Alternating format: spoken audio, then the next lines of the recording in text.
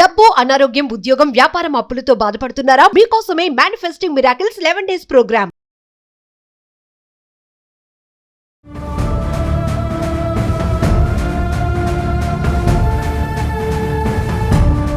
నమస్తే, welcome to Suman TV. ఒక్కోసారి అనిపిస్తుంది మన సమాజం అసలు ఎటుపోతుంది అనేసి. ఆడపిల్లల విషయంలో ఎలాంటి జాగ్రత్తలు తీసుకోవాలి, మరి ఇంకా లోతుగా వెళ్తే మరి పీరియడ్స్ టైంలో శానిటరీ ప్యాడ్స్ వాడే విషయంలో కానీ మనం ఈ మధ్య కాలంలో చూస్తున్నాం కదా, ఎక్కడ పడితే అక్కడ హాస్పిటల్స్లో కానీ బస్ స్టాండ్స్ దగ్గర కానీ ఈ శానిటరీ ప్యాడ్స్ అనేవి అవైలబుల్ చేస్తున్నారు, ఒక బాక్స్ లాంటిది ఏర్పాటు చేసి. మరి రీసెంట్గా చూసుకుంటే తమిళనాడులో ఒక సంఘటన చాలా బాధాకరం అనుకోవాలి. మరి ఎగ్జామ్స్ రాస్తున్నప్పుడు పీరియడ్స్ వచ్చాయని చెప్పేసి అమ్మాయిని బయట కూర్చోబెట్టి ఎగ్జామ్ రాయిపించారు. ఇది ఎక్కడ న్యాయం అండి? మరి పీరియడ్స్ వస్తే ఎగ్జామ్ రాయకూడదా? ఏంటి అసలు ఏం జరుగుతుంది సమాజంలో? మరి దీనిపైన మాట్లాడడానికి మనతో పాటు ఉన్నారు రెడ్డన్న గారు. సార్తో మాట్లాడదాం. నమస్తే సార్. నమస్కారం అండి. సార్, రీసెంట్గా చూసుకుంటే మరి దారుణం అనే అనుకోవాలి. మరి పీరియడ్స్ వచ్చాయని చెప్పి ఎగ్జామ్ బయట కూర్చోబెట్టి ఎగ్జామ్ రాయిపించారు. అంటే ఇంకా ఇలాంటి వాళ్ళు ఉన్నారు అంటారా? అంటే దళిత కుటుంబంలో పుట్టిన వాళ్ళని, కింద స్థాయి వాళ్ళని చెప్పేసి మరి అంతా ఒకటే, అంతా సమానమే అనే ఈ రోజుల్లో కూడా గాంధీ మహాత్ముడు గారు ఎప్పుడో 75 ఏళ్ల క్రితమే వాళ్ళకి ఉన్నతమైన స్థానాన్ని, సంస్కృత స్థానాన్ని ఇచ్చి గౌరవించిన 75 ఏళ్ళు, స్వతంత్రం వచ్చి 75 ఏళ్ళు గడిచిపోయినా ఇంకా ఈ దారుణమైన చర్య జరుగుతుందంటే చాలా బాధాకరం. ఎస్పెషలీ తమిళనాడులోని కోయంబత్తూరులో ఒక చిన్నారి, పాపం అభంశయం తెలియని అమ్మాయి, 8th క్లాస్ చిన్నపిల్ల, 11 ఏళ్ళు ఉంటాయి, 8th క్లాస్. ఆ అమ్మాయి మంత్లీ వచ్చిందని చెప్తే దాన్ని స్కూల్ బయట, అంటే క్లాస్ బయట మెట్ల పైన కూర్చోబెట్టి final exams, 8th class final exams science subject రాయిపించడం చాలా దారుణమైన విషయం. అది ఆ పిల్ల, అమ్మాయి తల్లికి పోయి చెప్తే అమ్మాయి, ఆమె బాధ అనిపించింది. ఏంటి, స్వతంత్రం వచ్చి 75 ఏళ్ళైనా ఇంకా మేము దళితులని బయటకు తోసి, అంటే ఈ ఏమిటి తారతమ్యం అని చెప్పి బాధ వల్ల ఆమె ప్రిన్సిపల్ దగ్గరికి వెళ్ళింది. అదే తర్వాత విద్యాశాఖ ఉన్నతాధికారులకు కూడా వీడియో తీసి ఆ వీడియో కూడా పెట్టింది. దీన్ని చూస్తే చాలా దారుణం. ఆ స్కూల్ యాజమాన్యాన్ని నిజంగా బహిష్కరించాలా. ఇటువంటి చర్యలు కైకొన్న వాళ్ళ ఎవరైనా కానివ్వండి, వాళ్ళపైన ఎఫ్ఐఆర్లు కట్టాలా, వాళ్ళని అరెస్ట్ చేయాలా. సభ్య సమాజంలో ఇటువంటి దుశ్చర్య చేసిన వాళ్ళు ఎంతటి వాళ్ళైనా, ఏ స్టేజ్లో ఉన్న వాళ్ళైనా వాళ్లకు కఠిన శిక్ష పడేటట్టు చేయాలి.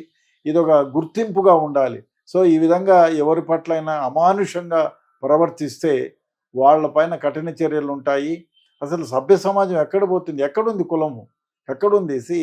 అది ఎక్కడో మన ధర్మం ప్రకారం ఎప్పుడో జరిగింది, అయిపోయింది. సో దాన్ని పట్టుకొని ఇప్పుడు ఇంకా వేలాడుతున్నారు, ఇంకా ఈ దరిద్రమైన ఆలోచనలతో ఉన్నారంటే నిజంగా ఆ స్కూల్ లైసెన్స్నే క్యాన్సిల్ చేయాలన్నటువంటి నా అభిప్రాయం. ఇంకో విషయానికి వస్తే మీరట్లో కూడా ఇంకోటి జరిగింది పాపం. మనం ఎక్కడైనా ఒక అమ్మాయి ఏదో మెన్సెస్ అయితే ఆమె ఏమంటాం, మన బట్ట అయినా ఇప్పి ఆమెకి ప్రొటెక్షన్ ఇద్దాము అనుకుంటాం.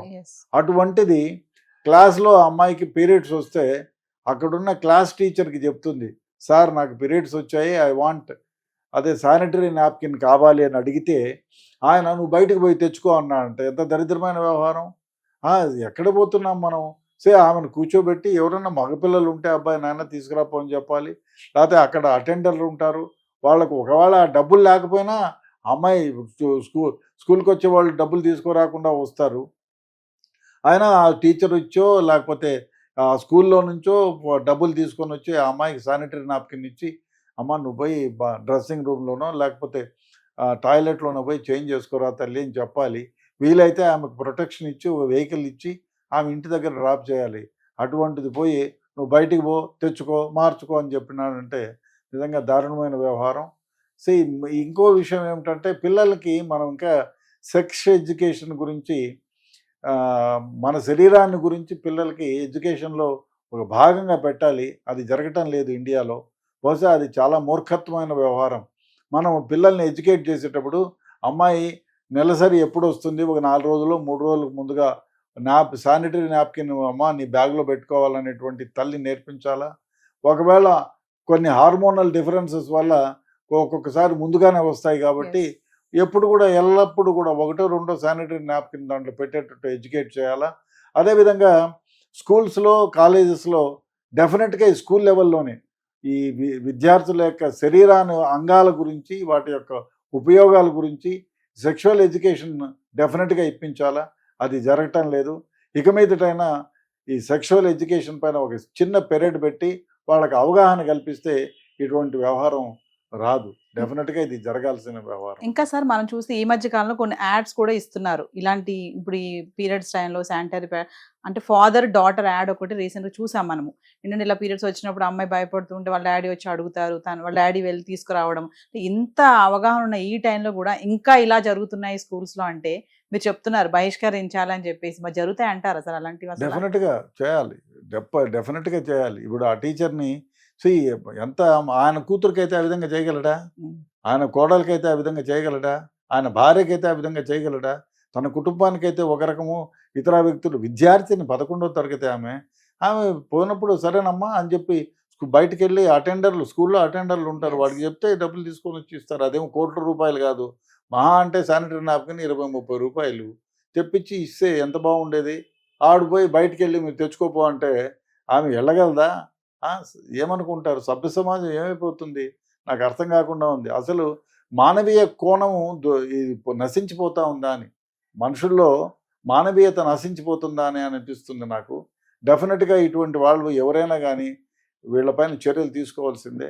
ఆ కోయంబత్తూరు వ్యవహారం కానీ, ఈ మీరట్ వ్యవహారం కానీ డెఫినెట్గా మనం చర్చించాలి. అదేవిధంగా స్కూళ్ళల్లో డెఫినెట్గా ఒక సెక్స్ ఎడ్యుకేషన్ ఇదే ఉండాలి. అదే కాకుండా ఇటువంటి వ్యవహారాల్లో స్కూళ్ళల్లో, ప్రతి స్కూళ్ళల్లో ఎక్కడైతే ఆడపిల్లలు చదువుకుంటారో ఆ హెడ్ మిస్టర్స్, హెడ్ మాస్టర్స్ ఎవరన్నా ఉండనండి, వాళ్ళ దగ్గర all sizes of sanitary napkins ఉండి తీరాల. ఎస్, ఎక్కడైతే ఫస్ట్ ఎయిడ్ కిట్ పెట్టుకుంటామో అలాగే ఒక శానిటరీ నాప్కిన్ కిట్ కూడా ఒకటి ఉండాలా. ఎవరికైనా ఎమర్జెన్సీలో టీచర్లకు రావచ్చు, స్టూడెంట్స్కు రావచ్చు. కాబట్టి ఒక కిట్, ఎమర్జెన్సీ కిట్ లాగా అది వాళ్ళు 100,000 ఫీజులు వసూలు చేస్తారు. దాంట్లో ఒక కిట్ ఏమవుతుందండి? డెఫినెట్గా ఇది కూడా ఎవరైతే స్కూళ్ళల్లో ఉందో ఫస్ట్ ఎయిడ్ బాక్స్ లాగా ఎక్కడ పెడతారో, అదేవిధంగా అమ్మాయిలు ఏ స్కూళ్ళల్లో చదువుతారో అక్కడ డెఫినెట్గా ఈ శానిటరీ నాప్కిన్ సెట్ ఒకటి ఉండాలనేది.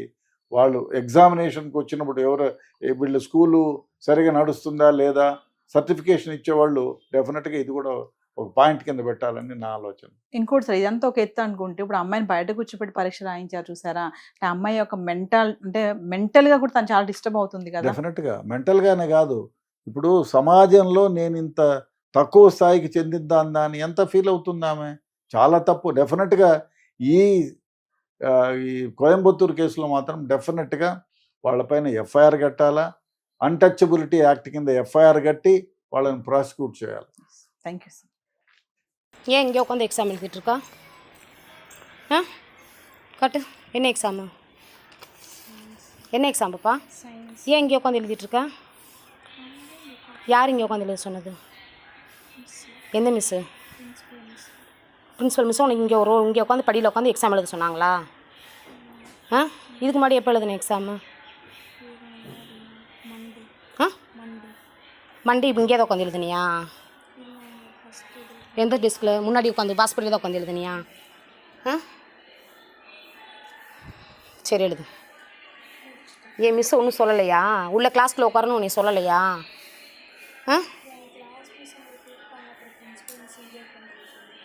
புரியல. கிளாஸ் மிஸ் இங்கே கூப்பிட்டாங்க வர சொல்லி, அதுக்கப்புறம் பிரின்சிபல் மிஸ் இங்கேயே உட்காந்து சொல்லிட்டாங்க. பிரின்சிபல் மிஸ் உன்னை இங்கேயே உட்காந்து எழுத சொல்லிட்டாங்களா? ஏஜென்ட் பண்ணால் உள்ளே உட்காந்து ரூமில் உட்காந்து எழுதக்கூடாதாம்மா, வீதியில் உட்காந்து தான் எழுதணுமா?